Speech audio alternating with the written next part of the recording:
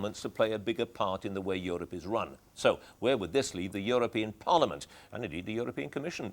Simon Murphy is the leader of Labour in that Parliament. Edward Macmillan-Scott leads the Conservatives. They both join us from our Birmingham studio. Mr. Murphy, if this happened, if we had this Senate, it would reduce the authority of the European Parliament, would it not? No, the Prime Minister made it very clear that what he's looking at is strengthening the existing institutions within the European Union. The second chamber may have a role to play there, but certainly if we can get national MPs better understanding what we can do jointly to improve the European Union, to deliver on people's priorities, and I think that's got to be an idea worth looking at. But the European Parliament is directly elected. I mean, Mr. Blair talks about this democratic deficit. That's the vogue phrase these days, isn't it? The European Parliament is at least directly elected by people who go, who send people like you there to sit there on our behalf. If we had this other system of MPs from national parliaments, they would have to be nominated in one way or the other, would they not? I mean, that would actually be a weakening of democracy, wouldn't it? Well, I'm very much an ends-orientated politician. I want to see people better understanding what we do in the European Union. We do a lot of important work, particularly in the European Parliament, that benefits ordinary people. And if the second chamber has a role to play, then I'm very keen to explore that. And it's something which has been offered as a solution by the Belgian Prime Minister, by the President of the Czech Republic. The Czech Republic hasn't even joined the European Union yet, and indeed the President of Germany. So I think we need to look at it. It's a very important part of a contribution to a debate that's going on. Mr. Macmillan-Scott, why not? Why not have a second chamber, a Senate? Well, because first of all, before the European Parliament was elected, we used to have a nominated parliament. That was a real talking shop. And it really ill-behoves Tony Blair, who's unwound the upper house in this country, now to try and suggest that there should be a European Senate. And what's interesting about Simon Murphy's replies is the complete lack of enthusiasm on his part for his own leader's proposition. What I think Tony Blair should have done on Friday, and incidentally, it depends what version of the speech you read, the one that was issued by the Foreign Office or one that came from Downing Street. But what he seems to be suggesting is this European Senate and greater involvement of national politicians. Do you know at the present time there is a NATO Parliamentary Assembly, an OSCE Parliamentary Assembly, a Western European Union Parliamentary Assembly, not to speak of the one that Paul Flynn was just talking about, the Council of Europe. So we don't need another tier of politicians acting at a European level.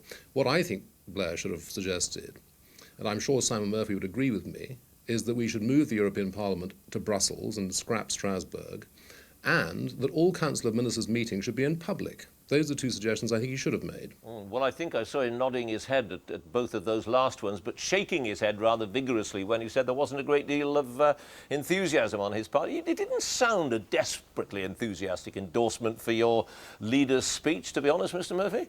Well, I don't want us to get hung up on just one part of the Prime Minister's speech. He did address an awful lot of other issues, and in particular this idea that the government should play a more direct role in the governing of the European Union, of the institutions of the European Union, the Parliament, the Commission and the Council. I think the Council has the lowest profile, and any raising of its profile will only help people better understand what we're actually doing in the European Union on their behalf. But just to come to that second, just to go back to this second chamber, I mean, it would be a recipe, would it not, for an endless sort of power struggle between Senate and senators, or whatever we call them, I don't know, because they'd be MPs already, senators and MEPs. It'd be a mess, wouldn't it? Well, my understanding of what the second chamber will do is that it would meet fairly infrequently, would be only a small body, and would have a very limited job to do. It wouldn't get involved in the day-to-day legislation, which again, as the Prime Minister quite rightly pointed out, is the proper job of the European Parliament. Not exactly dramatic stuff, this then, is it? Not exactly radical. Little chamber, hardly ever meets. You wonder why you bother, really. Well, it's part of this trying to reconnect us with the citizens of the European Union. Clearly, when you have only 1 in 4 people voting in the European election here in Britain last year, and it was not restricted to the UK, there were very low turnouts in all member states of the European Union, we have to find ways of actually reaching out to the citizens so they understand what we're doing. The Prime Minister also raised this idea of a charter of competencies so that we could clearly understand who does what at European Union level and what should be in national level and regional level, and this may be an area that the second chamber could get involved with. Mr. Macmillan-Scott, Council of Ministers doing a bit more, maybe clipping the wings indeed of the Commission. What do you think of that?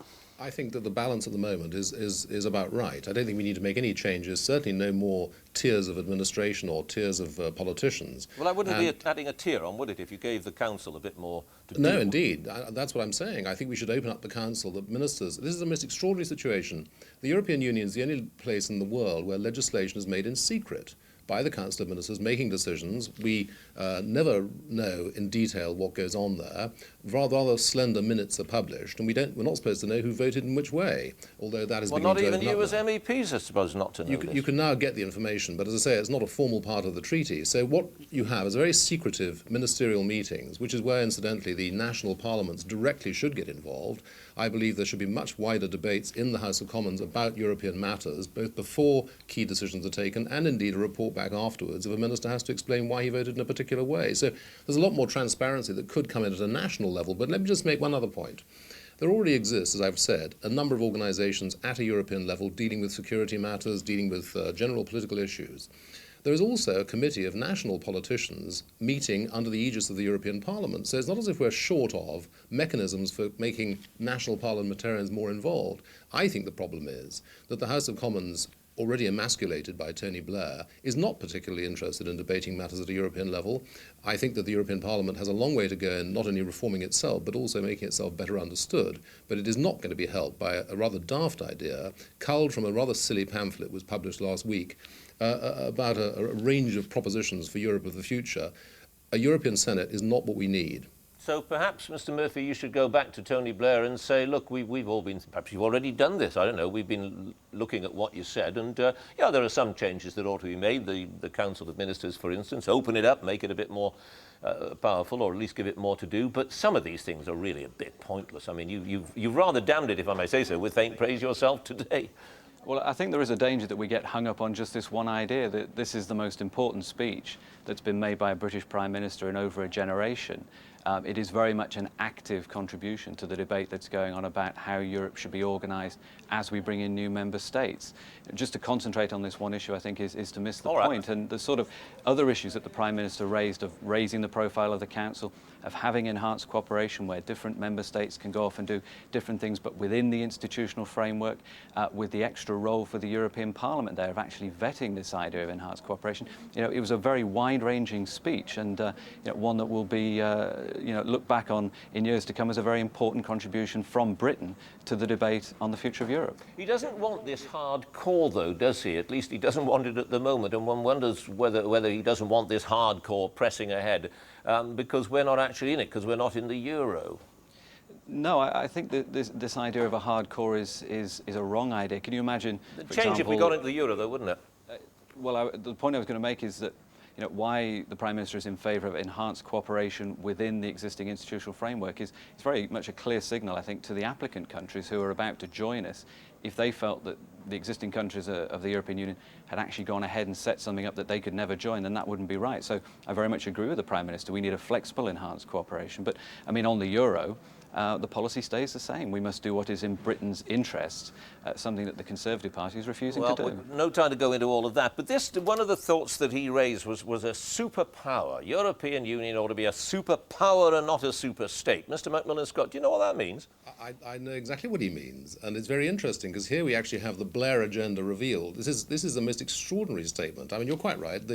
The speech has a lot in it, which is, to my mind, a rather shallow speech, ill put together, and as I've said already, badly edited by the Foreign Office and by Downing Street. But it contains this extraordinary statement that he wants a superpower. Admittedly, he says he doesn't want a super state, but what I think the people of Europe want is to be super people, not to be in a superpower or a super state. So this is really an extraordinary exposure of Tony Blair's real aspiration for the European Union. And, that, to my mind, it really undermines the whole thing. It was billed as a sort of Bruges-type speech. Let's remember that in 1988, Mrs. Thatcher had some extremely important things to say about the future of Europe, which in fact in many cases have come true. And what I think Tony Blair should have been doing in Warsaw, and incidentally, why not make a speech like this in Walsall instead of Warsaw? It'd save every little money. But he should have been talking much more about enlargement if he was going to do so from the capital of one of the applicant countries. Yeah. You know what's happened in the last few years? In 11 years, no single country, apart from Eastern Germany, has come into the European Union as a result of the collapse of the Berlin Wall. That is a shame, and it's a scandal. 20 seconds to defend that, Mr. Murphy. The Prime Minister had to make that statement in Warsaw No, because I mean it was the important. superpower bit, that's the thing that matters, the superpower. On the superpower of the superstate. Clearly, Europe has to play its part on the global stage, and if we're going to combat international crime, the sort of drugs racketeering, the racketeering people that we see, we do need that cooperation. Okay. And so what the Prime Minister was saying, I think, is a very important contribution to the debate on the future of Europe. Thank you both very much indeed, Simon Murphy and Edward Macmillan-Scott. And that's it for this week. If you're on the internet, a quick reminder about our website, which you can see there. Until the same time next week, good afternoon.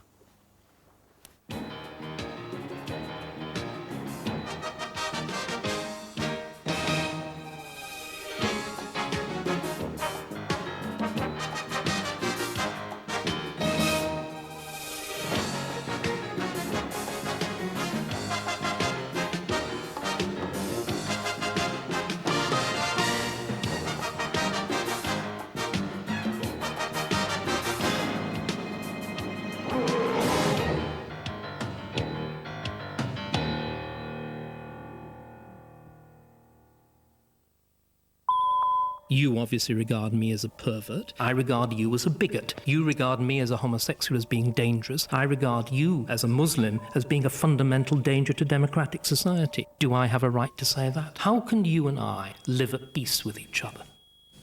We have a duty to each other, and that is the very first thing we have done, is to listen to each other, and patiently and in a constructive manner.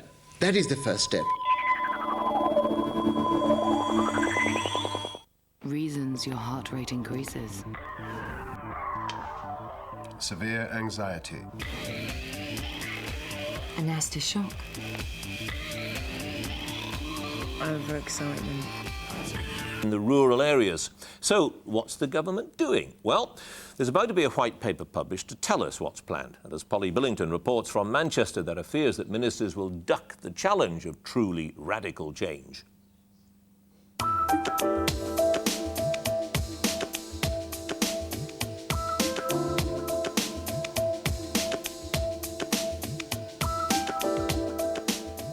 A stone's throw from a thriving city centre, East Manchester is emptying fast. Those citizens who haven't fled the social and economic deprivation live in some of the most run-down housing in the country.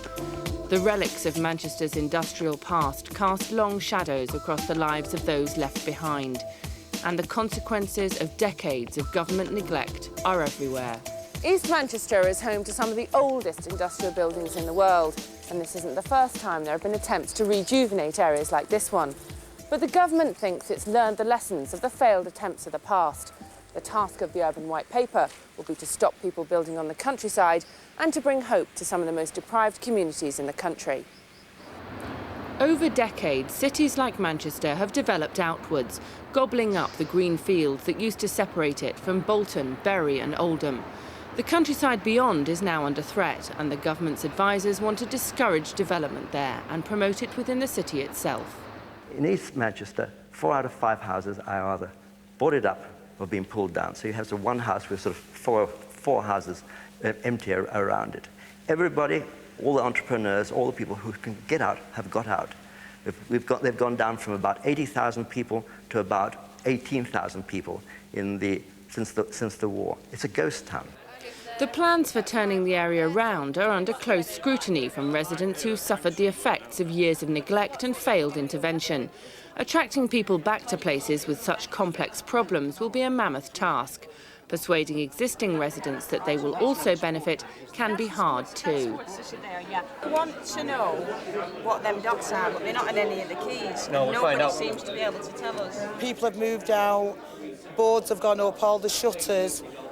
People have been left really in isolation because this has happened in every street in our area. And so, you know, through this we've had more crime. On the plans we've seen today, there's development along the canal for the new yuppie housing. General residents won't be able to afford this new housing. We want something that we can afford that is for our benefit. Big prestige projects like the Commonwealth Games Stadium being built here for 2002 might change the skyline but can't solve the complex problems on their own. The government's many schemes are now working together. A health action zone, an education action zone and New Deal for communities under a pilot urban regeneration company. Conservatives want a stronger foundation for regeneration. Companies with more power. We would like to see real regeneration companies with quite substantial powers involving local authorities and local people and police and education and people in education in each of the major inner cities deprivation areas of Britain, covering quite wide areas with substantial powers to make things happen. And the vast bulk of our regeneration money and effort would go through these regeneration companies instead of bypassing them and being dissipated. I think the date was picked to suit my diary, so if you're going to blame anybody for the rain outside, it's probably my fault. Richard Leese is leader of Manchester City Council and has overseen several successful projects like this techno park in South Manchester. He's working with the Regional Development Agency to attract inward investment, and the government's recently given them more money to encourage jobs. But do RDAs work? What we need is for the Regional Development Agency to be very clear about what its priorities are, where its intervention can be successful, and to make sure it does concentrate in those particular areas. There is always going to be a demand on it to spread its very limited resources very, very thinly. We need to make sure that that does not happen. We're going to abolish the RDAs and all the regional bureaucracy that goes with us, and that'll save us £70 million alone, so we can put that back into regeneration. And finally, we are going to address the causes of regeneration, the foundations of the problem, including the fact that we're fuelling the exodus from our cities by building all over the countryside. Local authorities believe they can play a bigger role in regenerating the areas they're responsible for if they have more powers, and that could mean changes in the law. Local authorities, government, other public sector bodies do not have sufficient powers to bring about the speed of regeneration that is needed in our most deprived communities. And in order for us to have those powers, we will need to have additional legislation. I hope very much that the Urban White Paper will indicate those areas where government does intend to legislate to give us the powers we need. These houses will be razed to the ground and replaced with higher density homes. The hope is that Richard Rogers' vision for better city living will be more successful than previous attempts. He wants to reduce urban sprawl and for communities to live and work closer together. The government's already changed the rules in favour of building in town. New planning guidance requires that brownfield sites are considered first and that greenfield sites shouldn't be built on until there's no more room in the cities. Lord Rogers' report recommended there should be some financial measures to make the inner cities more attractive. The government's considering at least one of them, whether suspending stamp duty will attract people to buy the kind of homes that will be built here. Stamp duty is important in some parts, particularly the southeast, where an awful lot of properties do now pay stamp duty. Perhaps the solution is to put it up on greenfield developments and down on brownfield ones. But you're into very complicated definitions of what is a greenfield site and what is a brownfield site. Holsworth Mill in Andrew Bennett's constituency in Greater Manchester will soon house flats and work units because government money was spent to regenerate it. But the European Commission has ruled that giving money to make up the difference between the costs of building on brownfield and greenfield is anti-competitive. Without so-called gap funding, similar schemes in the future might not be viable. It's a huge brownfield site which can be brought back into use. It's very important that these sort of developments are encouraged and people don't go off and build out in the countryside, where it's very difficult to recreate the sort of community, the sort of services that you've got in an area like this. We've got to have in that white paper a replacement for gap funding. We've either got to have sufficient money put up front so that regional development agencies can do it themselves, or we've got to come up with an alternative to that gap funding. Absolutely crucial. Almost the way in which you judge the Urban White Paper is that financial mechanism in place. Renovating old buildings incurs VAT of 17.5%. New buildings incur nothing. VAT could be equalised. It's crazy to have the high level of VAT on renovation and no charge on new build. If you want to encourage renovation, we certainly do in our city areas, lots of mills, things like that, that can be converted into good housing, then you want to have an incentive to do that. So why make it dearer to do that and cheaper to do it on new build? That may not happen because the government's reluctant to be seen to raise taxes. Public money is being poured into the infrastructure to enhance the old industrial district before the mills are refurbished. There are similar costs to building on greenfield sites. When new estates are built out of town, roads are built, sewers dug, and the taxpayer picks up the bill. The government needs to be able to charge the true public cost of building on greenfield sites. That is the most important power that it needs. And the idea of impact fees is an attempt to wrap that whole idea up into a single charge. Each drive that we take, each bit of tarmac we lay, each brick that we lay actually costs us, not just environmentally, but socially and economically too. And somebody has to pay that cost. At the moment, it's buried in the Treasury. That cost has to be put on the people who are benefiting from moving out into greenfield sites. That's the developers and the house buyers. I think it's a very good theoretical idea, but I think in practice it's extremely difficult to measure what the impact is. If you look at perhaps a small patch where you perhaps put 20 houses onto a greenfield site, they may be able to be accommodated within the existing services. Put on twice that number and they can't. So who pays? Is it the first houses or is it all the houses? It's a very difficult mechanism. But buildings alone are not enough. The social fabric also needs to be improved. In this part of East Manchester, educational achievement is so low, there's an education action zone to turn round local schools. At the moment, the number of school leavers achieving 5 GCSEs is half the national average. If our towns and cities are to be attractive places to live, people will need jobs and good schools for their children. 5 years ago, the Church of the Resurrection Primary School in Beswick had some of the worst results in the country. Now it's a beacon school, spreading best practice to other schools in the neighbourhood. Bananas. You like bananas? The head teacher, Miss Hogarth, is enthusiastic about the school and the role it plays in the local community. When I started here, we had 90 pupils on roll. We now have 250. I think it's a very, very important aspect of regeneration in an area that schools are successful, that you can attract people through successful schools. And that's what we're hoping to do within the area. We've been successful and we're going to continue in that way. Unfortunately, the weather's not been kind to us today, has it? So we're going to be inside. We can have as Manchester much fun City inside footballer as we can Jason outside. Beckford teaches children how to keep fit and stay out of trouble. In the political game, the Tories have identified improving inner-city schools as a first step to bringing people back to an area. Their Services First policy means tackling crime and raising school standards would precede any other regeneration initiative. The regeneration companies that we will create will have the powers to use some of their funds to fund an increase in policing over and above the norm that would otherwise be available, or alternatively they have funds to start a new school, or to help a failing school by bringing in new management and saying we're going to pump prime investment in this school and get the private sector to invest behind it. There are still obstacles to the government going as far as some would like. The Treasury, for example, is said to be reluctant about introducing financial measures that could result in lower revenues.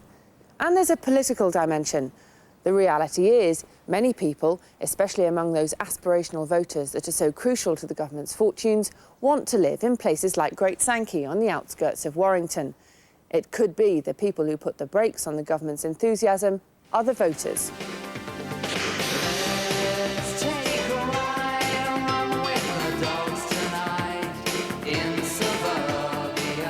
House builders warn without financial incentives it'll be hard to reach the government's target of 60% of homes being built on brownfield land. People aspire to a semi or a detached home in a place where they feel comfortable and secure. It's what people want. It's a question of whether or not these brownfield sites are viable or not.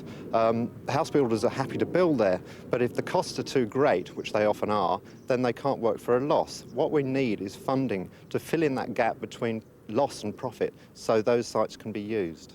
In the north of England, we need to have really absolute ban on greenfield development, and in the southeast we need to have a huge amount of pressure put on so that it's very attractive to go onto the brownfield sites and unattractive to go onto the greenfield sites. Warrington South's MP Helen Southworth has temporarily stopped more housing being built here by the oldest canal in the country with the help of new government guidelines. That's a piece of land. People want to build houses right the way down to the edge. But what local people want to see is that kept as leisure land, and that's what we're working to achieve. The decision on the future of the land has now gone to a public inquiry. It's really important that there are rules that prevent fields like this from being built on, because the countryside is really crucial to us all, and once it's built on, it's gone forever, you can't put it back. This is a really significant part of the leisure and growing up development, the family place for people in Warrington. That's part of the reason people come to places like Warrington. They want to live in this sort of an environment, and I want to see it protected. The government's at a crossroads in its urban planning policy. They must decide what measures they want to take to fulfil Lord Rogers' vision, while bearing in mind what they want to do might not be popular with those aspirational voters who want a house in the country and somewhere to walk the dog, like the locals on the edge of Warrington. They're trying to broker people's desire to choose freely where they live, to drive wherever they want, and people being frustrated by seeing buildings going up everywhere and being stuck in traffic jams. And they won't be brave enough to say, we all hate traffic jams and we all hate buildings going up all over the countryside, so let's all move back into cities. So they'll kind of go a little way towards encouraging people to move back into cities, but not all the way, because they're too scared of the electorate. Every department in government has got to act. Education and schools, health and hospitals, employment and jobs, they all play an important part. Now, there's been a tendency in this country not to accept this. Until we accept this, we will not have holistic, sustainable cities. We won't have cities that we want to live in. We can go on pouring money into any one of those things, but it'll never work fully. Because if you can't actually get to the school, if you can't get to the hospital, if the city is badly managed, if it's too dirty, if the pavements are badly repaired at all levels, then the city will not work.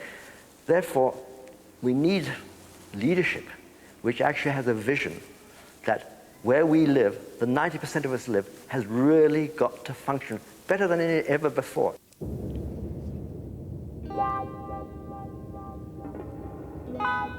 There may be some disappointment if the white paper is big on vision but small on detail, certainly in East Manchester, where so much has been pinned on finally getting the formula right.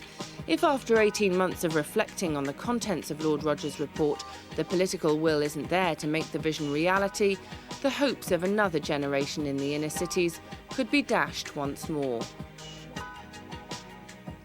Polly Billington reporting there on the problems of Britain's cities. But many people who live in the rural areas say they've got their problems too, and the government's not paying enough attention to them either. There are reports of a rebellion brewing in the shires, led by the Countryside Alliance, who are holding their conference this week. Paul Wallenius reports from one of Labour's rural constituencies, Monmouth in Wales, on whether the government should be getting worried about it.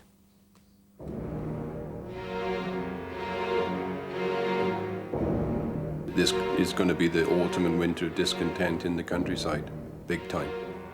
Because it's not just fuel.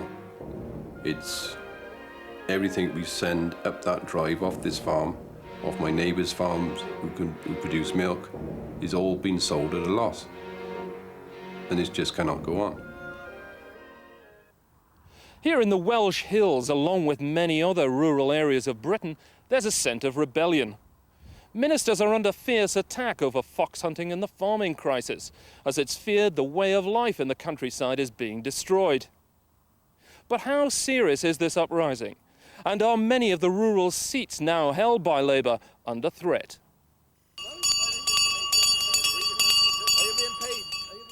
At the sheep market in Abergavenny in the Labour-held seat of Monmouth, hard-pressed farmers may fear the bell is tolling for them. You just cannot go on living on promises, or, you know, you're just going to have to say enough is enough. We cannot do this anymore. Livestock prices are down, costs like fuel are up, and incomes are falling. New evidence shows that for some, incomes have plummeted by up to 90%, and there are fears the government isn't listening. 34, and I sell him at 34. Peter Badger, 34. Blair is out of touch, and he's arrogant, and he proves it by making statements like that there's no crisis in the countryside. He ignores the fact that the fuel has been too expensive, which affects the countryside and the farmers more than anyone. And, you know, just doesn't care so long as he's looking after the city folks. The Labour government was rocked by the sheer number of the protesters who marched through Westminster on the Countryside March 2 years ago. Action was promised then, but little happened. And the leaders of the Countryside Alliance, who meet in London for their annual conference this week, say feelings are running high. The countryside is seething with resentment and discontent. And this is mainly because people feel they are talking to a brick wall, that they are not being heard. And some very unfortunate things are being said. Well, I fear we are approaching a state of revolt in the countryside. That's very sad because we've always believed passionately the needs of both town and country are complementary, they're almost indivisible. And what we have now, I think, is a real sense amongst country people that this government is not sympathetic to their views. But the whole rural debate seems to be dominated by the future of fox hunting. The plight of farmers like Rhys Parry appears to be overshadowed by the fierce battle to save hunts like this one in Monmouthshire. Already protesting hunters have become familiar sights at the party conferences and on the streets of London. But with the Countryside Alliance promising more huge protests, sympathy for those working the land could be left behind if the government decides to press ahead with the ban. I think that would give rise, inevitably, to the biggest civil rights protest that Europe has ever seen. The Countryside Alliance called for an independent inquiry. We got to the Burns Committee and the Burns report, an absolutely first-class report. Any fair person reading that objectively cannot conclude that there are public policy reasons for banning hunting. I think at a time when there are so many other urgent and real problems which affect everybody in the countryside, it's extraordinary that in the coming year Parliament is likely to devote a lot of time to debating an attempt to ban field sports. There is a civil liberties issue here. This is a recreation which people have enjoyed for generations, and for others to say that it should now become a crime, I think shows a degree of intolerance of rural people that really is extremely worrying. But the idea that these hunters have the backing of the majority of rural voters is a myth. The evidence shows that those who feel the way of life in the countryside would be ruined by a ban are in a clear minority. Labour MPs and pollsters declare that most rural people want this sport outlawed and that the Countryside Alliance does not represent their views. The Countryside Alliance are, after all, a pressure group funded mainly, I understand, by the people who want to keep fox hunting. I can understand that point of view, but it's not supported by the majority of people in rural areas. We tightly define the rural areas to be real rural areas in enough constituencies where it would make a political difference. And we find a majority of people in those areas, 52%, say that they're in favor of banning fox hunting in our most recent poll earlier this year, and only 28% are on the side of the Countryside Alliance. When we had a private member's bill, Michael Foster's bill, 4 out of 5 of the letters I got in this constituency was asking me to support Michael Foster's bill. People in my constituency overwhelmingly believe it's morally wrong to hunt animals with dogs as a sport. No one in government seemed to be listening to the voices of the farmers and the hunters until they found an issue which galvanised support and seemed to touch a chord in the countryside. It was the high price of fuel. Rhys Parry was one of those farmers who blockaded oil refineries during the petrol crisis. Here at a meeting of Farmers for Action in Raglan near Monmouth last week, they plan out their next move. They aim to mount more protests and may stop fuel supplies again within 30 days if the government doesn't come up with an acceptable plan to cut fuel costs. They also want political support, and the Tories are ready to give it to them. What we certainly can support very strongly are people demonstrating peacefully, protesting peacefully against the highest fuel taxes in Europe, and just trying to point out to everyone in town and country alike just how much damage is being done directly as a result of this government, and their arrogant and insensitive response to the protests is simply making matters worse. Well, when people see members of the Countryside Alliance appearing with posters that say Blair out, and when leading members of the Countryside Alliance say that they want to bring the Blair government down, of course they're going to be perceived as having a political agenda. And when people see farmers protesting about the fuel duty, when they're appearing in tractors that are run on red diesel on which they pay 3p duty, yet people are going to say that looks like a political agenda as opposed to a proper protest. Countryside campaigners aim to take to the streets again, with a threat of more fuel blockades at a mass rally next year. But the evidence shows there's no serious backlash against the government. Indeed, Labour support is holding up among rural voters. Like those in urban areas, they're primarily concerned with improving health, education and other services. The myths surrounding the countryside vote are blown aside by an exclusive analysis by the pollsters Mori for On the Record of the nation's 86 rural seats. It shows that in constituencies with a large rural vote, support for Labour since the election is holding up at 25%, while for the Conservatives it's dropped to 33%, with the Liberal Democrats increasing their share of the vote to 28%. Yet in constituencies with no rural vote, support for Labour has fallen to 47%, while backing for the Conservatives has risen to 34%. The Liberal Democrat share of the vote also went up to 15%. When you look at the analysis of people living in rural areas, whether they live in a village or whether they live in the countryside, what you find is a remarkable symmetry between the national picture and people living in those areas. They're interested in the health care. They're interested in education. They're interested in crime and law and order. They're interested in transport. Perhaps that's up a bit in the rural areas because the bus services and the train services aren't as good as perhaps they should be in the minds of these people. But the pure countryside issues, the hunting for instance, when you look at the salience levels, are way, way down the list. All right, Gav? I think the reality is that families, whether they live in a rural area or a city, are concerned about their children's education, their health, the cost of fuel and the cost of food. And the Countryside Alliance doesn't particularly speak up for me on those issues. And it's those core issues which concern mother of three Jane Haycock the most, and which the government must address in the run-up to the next election. Well, I think many of the issues are the same as apply to people in urban areas.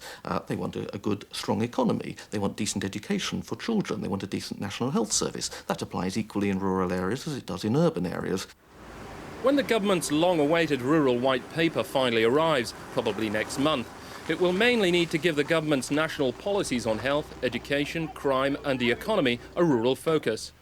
But despite the anger over high fuel prices, there's no more evidence of dissatisfaction in the countryside with the government than in the towns and cities. And most significantly, areas where rural voters like Jane live include only a very small number of Labour seats. Of the 86 seats that are in true rural areas, defined as we have by a quarter of their electorate living in the countryside, 86 of those seats, and yet 56 are held by the Conservatives already. 20 are held by Liberal Democrats out of the 47 seats they hold, and only 10 are Labour. If the Conservatives think that they're going to make much inroads into those, 10's as many as they'll get. The Countryside Alliance holds its annual conference here this week, claiming to represent a broad coalition of rural voters. But in reality, it only speaks for a small section of the electorate, and few of those would ever vote Labour.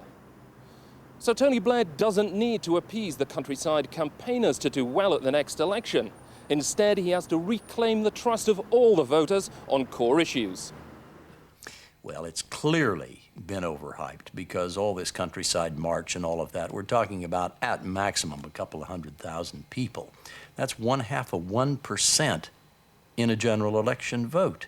Now, one person in 200 out there on the march and the politicians and the media all go bananas. You know, it's not really there in numbers. I believe at the next election, people in rural areas will vote on a whole range of issues. And I believe at the top of their agenda will be things like health, education, transport, crime. They will want to see whether the Labour government has delivered on those issues. If you compare that with what they might feel, for example, about fox hunting, I suspect the issues like health, education, transport and crime will be the ones that they will decide whether or not they want to vote Labour on. They'll be looking to see that Labour has delivered in those areas. So to grasp the glittering prize of an historic second term, Tony Blair doesn't need to dream up specific rural policies.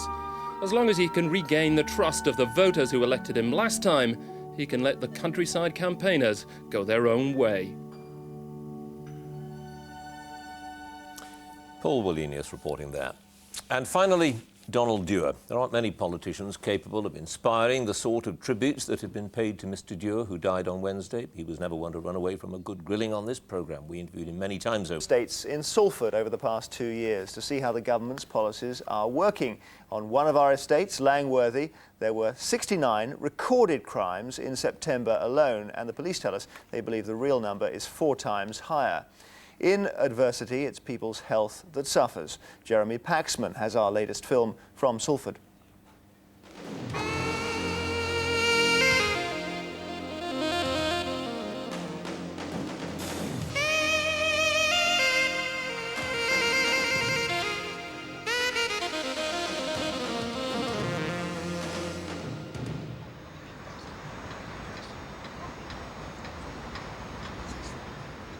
John Herring has lived in this house on Langworthy with his wife Doreen for the last 20 of his 89 years.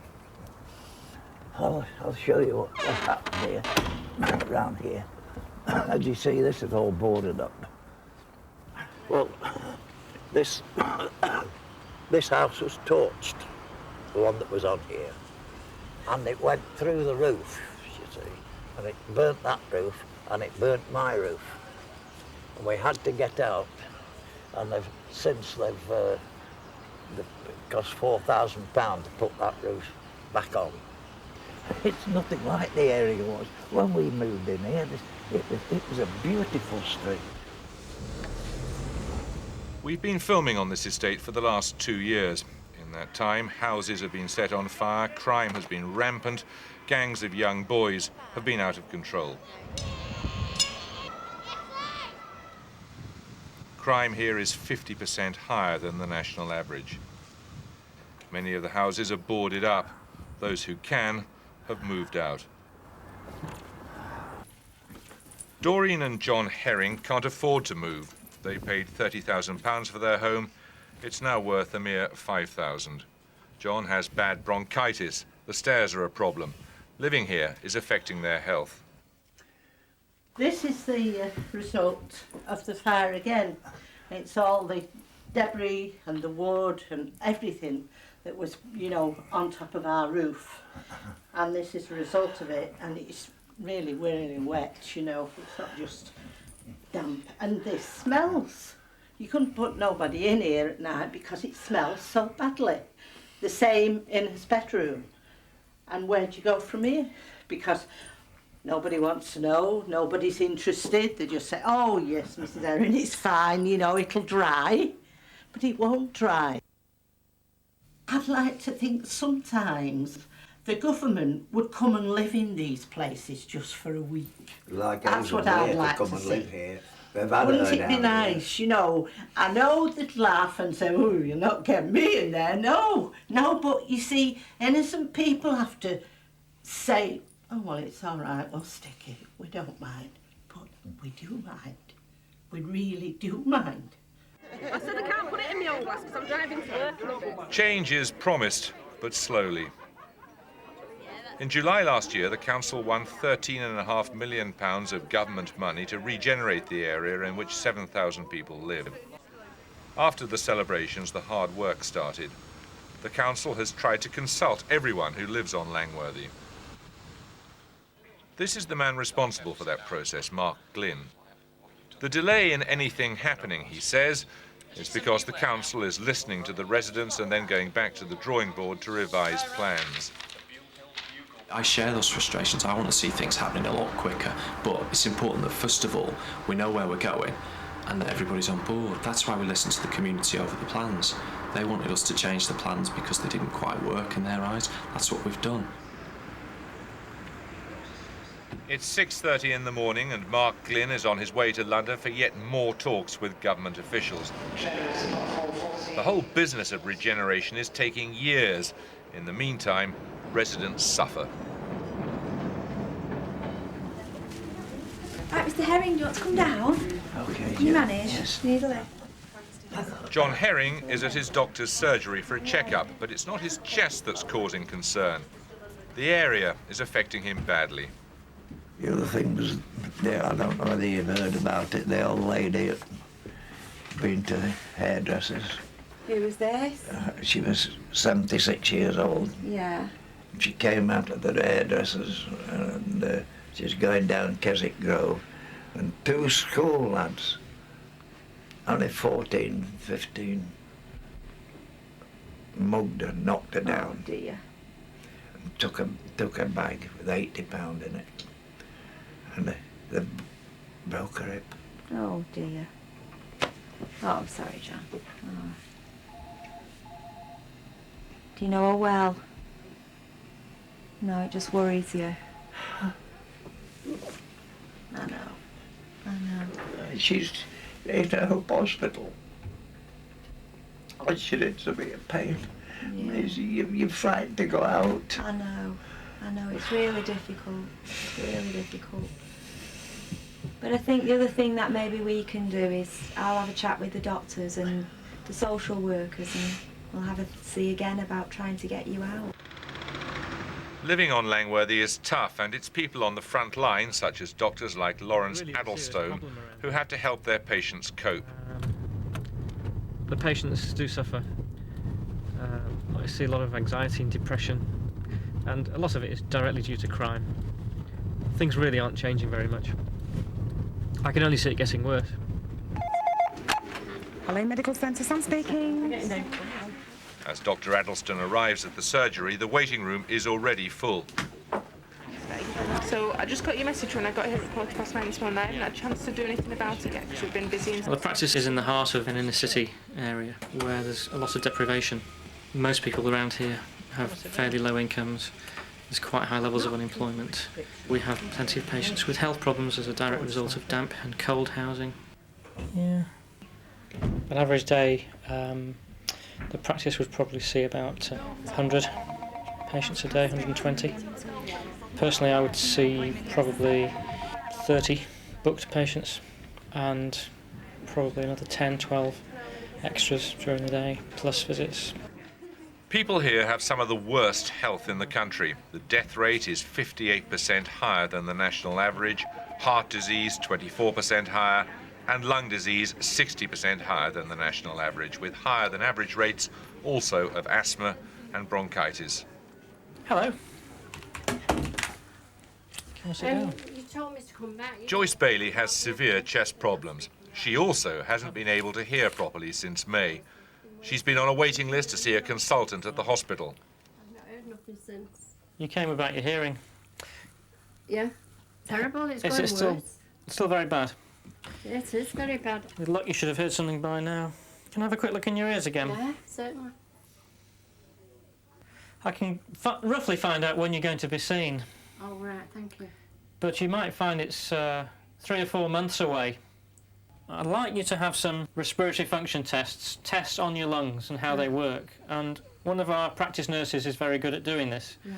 She's got all the equipment that we can do here, that the hospital could do, but we do it here. Oh, right, that's good. That might give us a better idea what's going on with your chest. Right. I'm not sure if it's going to help your hearing. Right, thank you. Okay. The length of hospital waiting lists is an additional burden for Dr. Addlestone. 30% of all his patients are on waiting lists. He knows how difficult the waiting is for them. She really can't cope with everyday life. She's on her own. Going into shops, can't hear anything. It sounds a bit trivial, perhaps, but it's quite a significant disability for her, even if it is temporary. It's very frustrating. In another country, it would be, OK, see you tomorrow. OK, we'll get you in the following day for a minor procedure. The day after, they'll be hearing again. of October. Great. 2 o'clock? The practice is trying to take up some of the slack left by the waiting list. The practice nurse will check Joyce's chest, but it's not ideal. Yeah, I mean, an appointment card. Yeah, well then. Olive Parry! Another patient on the waiting list. Olive Parry has a bad knee. She's been on a waiting list 18 months. Her knee's got so bad she can no longer do her factory job, and she's had to take a £90 a month pay cut. Came in last week, which, I mean, it is definitely, has been definitely playing me up. It's very inflamed and very swollen. She said it might be a piece of bone that's circulating around the knee that could be touching another bone that's knocking it out of position. I don't know how bad it is because, like I say, I've not seen nobody. A large number of my consultations are taken up by patients simply wanting to come along and talk to me about the fact that they haven't heard from the hospital. Why haven't I been seen yet? Can you do anything more to push things forward? Olive has just found out that she has to wait until August 2001 before she can get her first appointment at the hospital. It's absolutely, I'm absolutely gutted. Absolutely gutted, I'm disgusted. Of course, patients get angry. They get angry with me. They feel angry with the hospital. They feel angry with doctors. And I don't really think it's the fault of us as clinicians. Reducing hospital waiting lists was one of the government's 5 main pre-election pledges. Hello. But it's not working here, and doctors are having to take the strain. She said to me, would you like to Now the government's putting even more pressure on them. They're talking about every patient having the right to see a doctor within 48 hours. Unless there's a lot more money, really, I don't think things will change all that much. There have been many changes over the years, and I don't think that quality improves necessarily. Certainly in this practice, anybody who feels that they need to see a doctor can be seen the same day. We have a very open access policy, which works very well for us and for our patients. But if patients will have to have an appointment, or if they have to see the doctor of their choice within 48 hours, that would mean me working most of the day and probably most of the night. You're a little bit hard of hearing? Yes, I am actually. This is my problem. There is some good news for Joyce. She's still waiting for her appointment at the hospital, but June Roberts, the practice nurse, is checking her chest. It's a service the surgery is offering to help the patients as they wait for a hospital appointment. Hard and fast. Blow. Keep going, keep going, keep going, keep going, keep going, keep going, keep going. Little bit more, little bit more, little bit more, Joyce. That's a really good blow. Good blow, good blow, good blow. Really good. Keep going. Excellent. That's very hard work, isn't it? Problem now is that the practice nurse's workload is as great as the doctor's and there's very little leeway. I certainly see it amongst my other community nursing colleagues, district nurses in particular. They're very pressured and pushed for time and are being asked to take on more and more care for patients that would have originally been in the hospital. The end of the day, after 10 hours and 46 patients, Dr. Addleston leaves for home. For the first time, the waiting room is empty. The government has poured money into the NHS, but little seems to be trickling down to Langworthy. The night after we filmed, the practice's security cameras were stolen. Here, crime hurts both patients and practitioners. The National Health Service really isn't working as a government-run service, and it must be changed in some way. Meanwhile, there's little sign the health of people like the Herrings will improve unless the area does. All we're asking for is somebody to come along and make up their mind and get on with the job and do it properly. Frankly, the way I feel and the way my chest is and so forth, with this dampness, I mean, I don't think I'd last all that many years. A report from Salford. Now, before we go, a summary of today's main news and a look at tomorrow morning's front pages. Our main story tonight, the millionaire ex-minister Geoffrey Robinson has confirmed on this programme that he did help fund Tony Blair's office before the last election. The Labour Party continued to insist today that Mr Robinson had not been a donor to the blind trust that paid for the office. Torrential rains have continued across southern Europe, unleashing massive mudslides, flooding towns and villages, and causing water levels in the region's rivers and lakes to rise, sometimes to record levels. Rescue workers were racing to free a woman trapped in the debris of a mudslide in the Swiss mountain village of Gondo today, as the death toll from weekend storms in Europe rose to at least 17, with 27 others missing, feared dead. In the French Alps, as people hurried to shovel all materials into makeshift dams, the torrent of floodwater overcame the nearby bridge and the electricity substation. In Italy, torrential rains continued relentlessly across the country, forcing the evacuation of thousands of people, snarling up traffic and cutting off phone lines and rail services. The Italian government has called a state of emergency in the worst-hit areas. And here in Britain, the Environment Agency has warned that contaminated water could pose a health risk to people returning to their homes after last week's floods in the south. In East Sussex, they're taking measures against further flooding, with yet more rain falling. A costly clean-up operation is underway across the area. The new head of the NHS in England, Nigel Crisp, has acknowledged tonight that hospitals will again face problems this winter. This follows a warning from nurses that a shortage of beds and staff could result in more operations being cancelled over the coming months. The human rights campaigner James Maudsley is to be released from jail in Burma and deported back to the UK. He had been sentenced to 17 years by the Burmese regime for carrying pro-democracy leaflets. And the markets, the FT100 share index was up, as was the Dow Jones in New York. Against the pound, the euro was down slightly, but against the dollar, sterling dropped more than 1.5 cents. Well, very quickly, a look at tomorrow morning's papers. And we mentioned, because we had Geoffrey Robinson in here, the Mail, which I think you can see there, talking again about Peter Mandelson.